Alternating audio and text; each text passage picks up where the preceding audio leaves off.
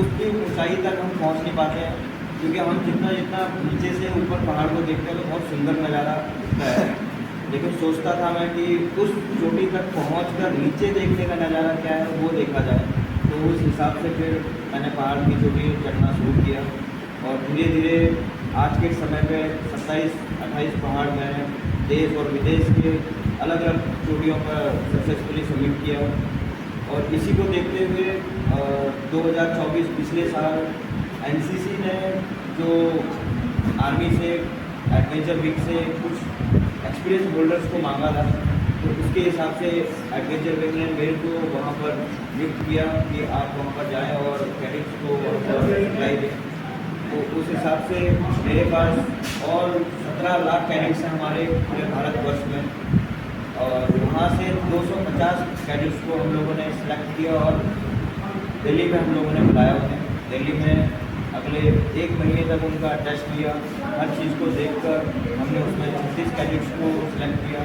Then उसके बाद हम अपने उत्तराखंड के माउंट आबिगामी पर्वत है वहाँ पर जाकर उन्हें वहाँ पर सिखलाई दी और वहाँ से सिलेक्ट उन्हें अलग और 18 लोगों को 18 बच्चों को वहाँ सेलेक्ट किया। देन उन 18 को फिर हम Siachen paddle school Siachen glacier में है, बेस कैंप में है, वहाँ पर ले जाकर कड़कड़ाती ठंड में जनवरी के समय पे वहाँ उनको ट्रेनिंग दी और उसमें से फाइनली हमें 10 ऐसे बच्चे मिले जिन्हें हमें एवरेस्ट की चोटी पर ले जाना था। और 3 अप्रैल को अपने हमारे माननीय रक्षा मंत्री जी राष्ट्रीय राजनाथ सिंह जी उन्होंने फ्लैग ऑफ किया और हमें हरी झंडी दिखाकर हमें वहाँ से रवाना किया। ये नेपाल जब हम पहुँचे तो वहाँ से 10 दिन का ट्रैक करते हुए हम तो एवरेस्ट बेस कैंप पहुँचे और वहाँ पर आने वाली हर एक सिचुएशन जो प्रॉब्लम है उनको अपने बच्चों को भी अच्छे से ट्रेन करके उन्हें भी उन चीज़ों के बारे में बताया कि आगे आने वाली जो चुनौतियाँ हैं वो कैसी रहेगी। क्योंकि बेस कैंप के ऊपर बर्फीला इलाका शुरू हो जाता है, बर्फीले पहाड़ शुरू हो जाते हैं और खड़ी चढ़ाई शुरू हो जाती है। तो उस खड़ी चढ़ाई में किस तरह से हमें चढ़ना है, किस तरह से अपना बचाव रखना है, तो वो सब सिखलाई में सिखाते हुए धीरे धीरे हमने 18 मई को सुबह के 3 बजे माउंट एवरेस्ट की चोटी पे झंडा फहराया। तो ये मेरा दूसरी बात है।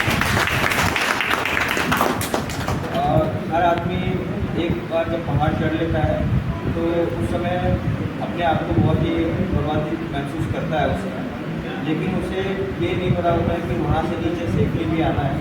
और बस ये मकसद था कि बच्चों ने जैसे कैडेट्स ने माउंट एवरेस्ट के ऊपर झंडा फहराया तो दिमाग में से यही घूम रहा था कि इन्हें इस तरह से सेफली नीचे लेके आया है ताकि ये एक्सपीडिशन जो था वो सक्सेसफुली 100% रहे। तो धीरे धीरे हम लोग जिस तरह से पहाड़ चढ़ना कठिन है उससे कई गुना उतरना भी बहुत कठिन है। तो हम लोग धीरे धीरे नीचे आए और अपने आप को 19 तारीख को हम लोग बेस कैंप में सेफली वहाँ पर सभी बच्चों के साथ एवरेस्ट बेस कैंप में पहुँचे।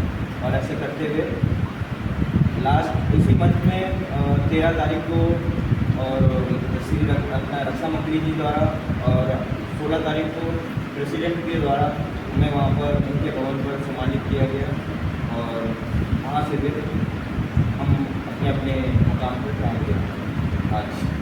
तो ये छोटी सी कहानी थी।